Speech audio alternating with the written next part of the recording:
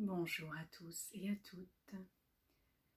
Aujourd'hui, j'ai envie de vous parler d'un sujet un petit peu sérieux à propos de comment j'ai surmonté des états dépressifs dans toute ma vie et je dirais que c'est comme une dépression latente plus qu'une vraie dépression selon moi, mais je peux peut-être expliquer justement qu'est-ce qui se cache là-dessous, derrière ces états-là. Selon moi, c'est relié à un profond déséquilibre, à une certaine déconnexion de sa nature véritable et profonde, de l'être entier, et évidemment à la lumière intérieure. Et qu'est-ce qui m'a amené à me reconnecter à mon être entier, à mon corps physique, que j'ai parfois rejeté également dans ma vie, à mon corps énergétique, à mon corps mental, émotionnel, à... J'étais déjà une personne cérébrale et enfin assez philosophe, donc j'étais quand même déjà beaucoup dans le corps de sagesse d'une certaine façon, ce qui m'a sans doute aidée. J'étais aussi connectée à mon intuition beaucoup et à ce que je pouvais ressentir d'une certaine façon et interpréter. Mais aussi beaucoup à mon corps spirituel, à mon âme, à cette lumière intérieure. Alors qu'est-ce qui m'a aidée? C'est évidemment le yoga et la pleine conscience, ainsi que l'Ayurveda arrivé plus tardivement dans ma vie, mais qui est la sœur du yoga, donc ça se rejoint, ça s'imbrique quelque part, c'est lié et je pense qu'on est amené quand on pratique le yoga, quand on vit le yoga, quand on le respire, quand on l'incarne aussi, on est amené selon moi à s'intéresser à l'Ayurveda. Donc l'Ayurveda, cette médecine ancienne indienne qui suppose que chaque personne est unique, donc ça c'est basé sur la connaissance de soi et sur la conscience de soi et de certains principes aussi, de la nature beaucoup en fait et de la vie. L'Ayurveda en sanskrit veut dire la science de la vie. Donc en fait selon moi, bon, on a tous aussi un chemin à parcourir, une vie à vivre, on est tous uniques comme je le disais, donc une vie n'est pas une autre, une histoire n'est pas une autre, c'est difficile vraiment de faire des généralités et je me rends compte que je ne peux pas forcément prétendre moi à dire aux autres quoi faire selon ce que j'ai vécu, selon mes expériences personnelles. Cependant, sachez que mes expériences personnelles rejoignent quand même une sagesse, on va dire ça, comme ça, une sagesse universelle. Je me suis beaucoup inspirée dans ma vie aussi de plusieurs méthodes, plusieurs théories, plusieurs concepts en lien avec le développement personnel, avec la spiritualité, la connaissance de soi, la philosophie. J'ai beaucoup exploré, disons ça comme ça. Et entre autres, je pense qu'il y a aussi une partie de la Kabbale qui est venue me rejoindre à un moment, me nourrir aussi.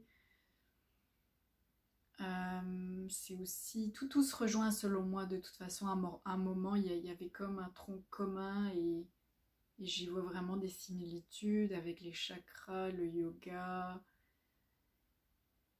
Je vois plein de similitudes entre les diverses religions du monde également. Mais c'est ça, donc se connaître soi-même, c'est déjà important. Connaître sa personnalité, son essence. Et écouter ses ressentis, être conscient, de plus en plus conscient. Vivre sa vie aussi à son image. Plutôt que d'être un mouton qui suit, qui se conforme aux normes sans arrêt, qui se perd en fait dans des règles et un mode de vie. C'est à vous de choisir. En fait, je pense que c'est important aussi à un moment de ne plus jouer le rôle de victime et de prendre sa vie en main, de se responsabiliser. On a un passé, on a été enfant, on a été sujet à des situations, des circonstances, une éducation, des conditionnements, mais il ne tient qu'à nous de se libérer. C'est un long processus, je ne vous le cache pas, avec un début qui est peut-être difficile déjà à identifier, mais sans fin en fait, qui est continu, continuel, perpétuel. Ça fait partie de notre évolution. Je pense qu'on est ici vraiment pour créer un monde meilleur. Et que la meilleure des choses qu'on a à faire pour cela, c'est de soi-même être meilleur, de connaître ses potentiels, de pas trop se mettre de pression et d'avoir des buts bien fixes. Encore là, ça dépend de chacun de nous. Il y a certaines personnes qui fonctionnent comme ça et c'est très bien. Le principal vraiment, c'est d'avoir un équilibre, de cultiver l'équilibre, un bien-être et arrêter de penser que le bonheur, la joie, c'est d'être excité tout le temps et sur du 120 volts en fait, ou du 220 même. En fait, non. La paix intérieure et la sérénité sont beaucoup plus vraies selon moi. Beaucoup plus proches de l'équilibre. Pourquoi je dis ça? Parce que j'ai connu des hauts et des bas, des périodes d'euphorie, des périodes de déprime.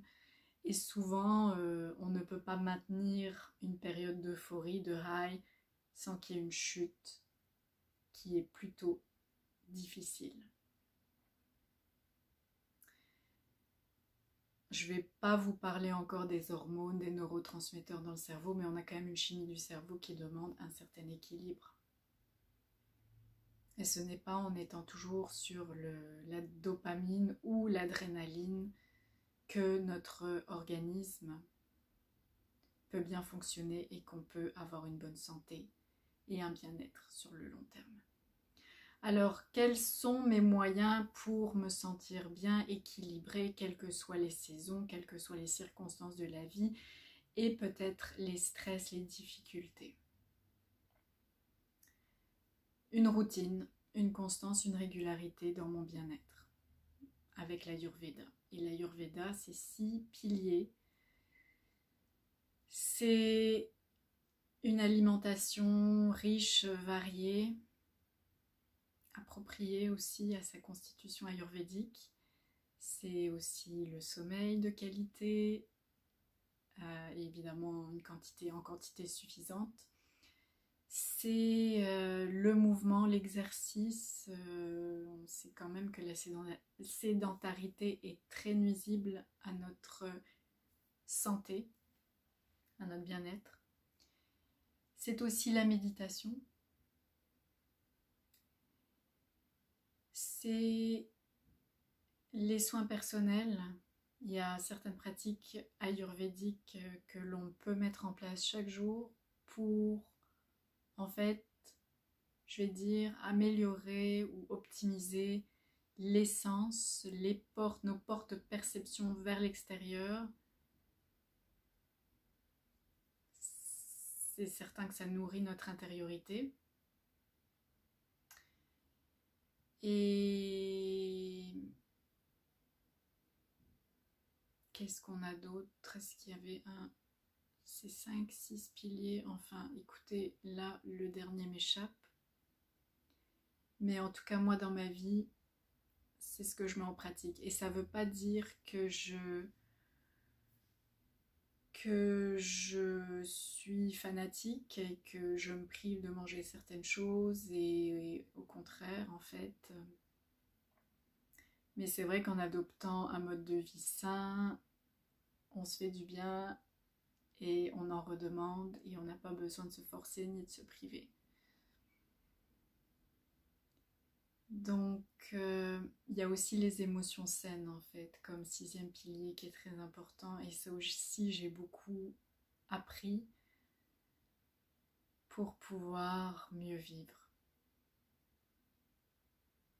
Et moi, je vais vous dire quelque chose, c'est que j'en suis arrivée quand même à une conclusion, si on peut appeler ça une conclusion, à une sorte d'apprentissage d'enseignement, que souvent, c'est soi-même qui créons notre propre malheur, nos propres drames, peut-être parce qu'on a besoin d'expérimenter, peut-être parce qu'on s'ennuie, pour échapper à quelque chose, peut-être aussi. Je dis pas que c'est forcément tout le temps le cas non plus, et je ne veux pas faire une généralité, mais observez bien, vous pouvez choisir beaucoup, vous pouvez avoir beaucoup de choix contrairement à ce que vous croyez. La première des choses, je dirais, c'est de s'approprier, de se réapproprier son pouvoir, sa responsabilité. C'est ça, devenir libre. C'est pas de remettre notre pouvoir entre les mains de quelqu'un d'autre ou de se dire qu'on est victime de ci, de ça, ou d'aller blâmer les forces supérieures, les autorités et que sais-je. Si vous voulez un jour la paix intérieure, arrêtez de regarder autour de vous pour blâmer les autres et chercher des ennemis à votre paix intérieure. Donc se libérer des conditionnements, c'est important aussi. C'est ce qui nous permet de devenir plus soi-même et d'être libre. J'ai parlé dans une vidéo précédente de la mort de l'ego, la nuit noire de l'ego, mais ça peut être quand même associé à la mort de l'ego, enfin qui n'est pas éternelle, on va se le dire, mais qui est une période difficile, souvent associée peut-être à une crise existentielle, à la crise de la quarantaine, midlife crisis, perte de repère totale, de sens, de vide, période de vide. Et en même temps, donc c'est ça, c'est comme une profonde dépression. Et en même temps, c'est salutaire pour moi, ça l'a été. Je pense que ça arrive à un moment où on est prêt à vivre ce genre d'initiation. Et de se réveiller. Et de devenir plus vivant, de renaître en fait. Et c'est justement un extrait ici dans ce livre Méditer 108 leçons de pleine conscience de Jon Kabat-Zinn qui évoque la mort et la vie. Il y a aussi une citation de Thoreau dans le livre Walden. J'aime pas trop cette citation-ci parce que je crois que si je la cite moi-même, ce serait vraiment le jour se lève à mon réveil, c'est-à-dire que le jour ne peut se lever que quand on est soi-même éveillé. Mais j'aimerais vous lire quand même deux pensées aux pages 110 et 111. La 86e pensée, connaître la mort. Parce que sachez que la vie et la mort sont intrinsèquement liées. L'une ne va pas sans l'autre. À des rythmes différents, toutes nos cellules vivent un certain temps avant de mourir et d'être remplacées par de nouvelles cellules. C'est le cas pour notre peau, la paroi de notre estomac et de nos intestins, nos muscles et nos nerfs, notre sang et nos os. Il se produit simultanément une apparition et une disparition. Sans la disparition, il ne peut y avoir d'apparition ni de développement. Peut-être nos cellules même essayent-elles de nous dire que la mort n'est pas une si mauvaise chose et qu'il ne faut pas en avoir peur. Peut-être notre connaissance de la mort, notre aptitude à prédire son inévitabilité sans pour autant en savoir le moment exact, est-elle un aiguillon qui nous pousse à nous éveiller à notre vie, à la vivre tant qu'il en est encore temps pleinement, passionnément, sagement, avec amour et joie.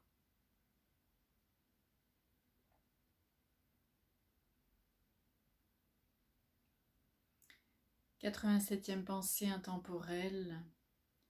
En mourant au passé, en mourant au futur, en mourant au je, moi, mien, nous sentons l'essence esprit qui est intrinsèquement vide de tout concept de soi, de tout concept, de toute pensée, qui n'est que ce potentiel dans lequel toute pensée et toute émotion surviennent. Cette sensation, cette connaissance est intensément vivante ici et dans l'intemporalité de cet instant présent, à jamais. Ça parle de mort, de vie, de renaître à soi-même.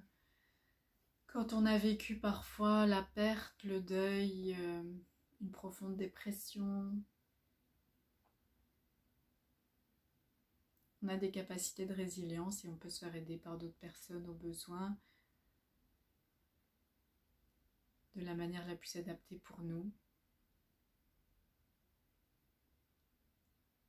Et ce n'est pas facile, ce n'est pas si difficile, mais c'est vraiment la constance et la régularité qui peuvent vous apporter ce dont vous avez réellement besoin. C'est de revenir vers soi-même, c'est de s'écouter parce que souvent on a déjà à l'intérieur de soi ce dont on a besoin, toutes les ressources dont nous avons besoin. En tout cas au niveau de la connaissance de soi et de l'équilibre. On peut évidemment se nourrir de bonnes choses, ça va de soi. On est des êtres humains. Mais il y a d'autres parts de vous qui aussi demandent votre attention, qui méritent d'être écoutées, qui vous permettent de vous épanouir et de devenir qui vous êtes vraiment,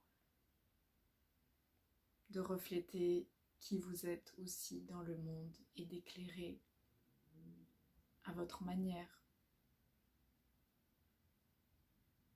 Si vous sentez cette lumière en vous et que vous y prêtez de plus en plus attention, vous allez pouvoir la répandre autour de vous si c'est votre souhait. Alors voilà, c'était mon message d'aujourd'hui.